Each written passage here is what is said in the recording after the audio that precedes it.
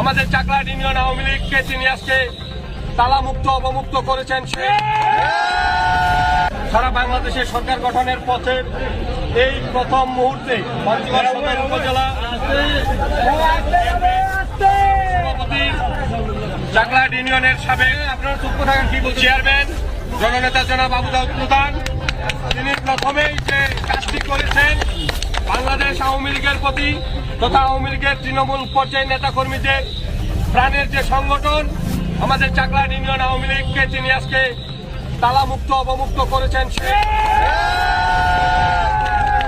যারা এই দেশটাকে পাকিস্তান বানাতে চেয়েছিল, প্রতিটি দলকে নিশ্চিহ্ন করার চিন্তা ভাবনা করে বাড়িতে অফিসে হামলা করে বন্ধ করে রেখেছিল, সেই অফিস আজকে প্রথমেই তিনি চাকলাহাট ইউনিয়ন আওয়ামী লীগ অফিস অবমুক্ত করলেন। চাকলাহাট ইউনিয়ন আওয়ামী লীগ সহ সকল অঙ্গ সহযোগী সংগঠনের পক্ষ থেকে তিনার কাছে আমরা কৃতজ্ঞতা প্রকাশ করছি।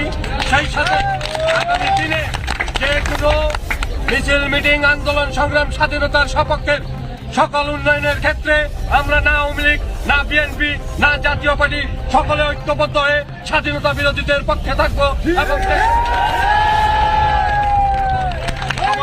ঐক্যমত্যের ভিত্তিতে উন্নয়নমূলক ইউনিয়নের উন্নয়নের আহ্বান জানিয়ে আমি আমার কথা শেষ করছি।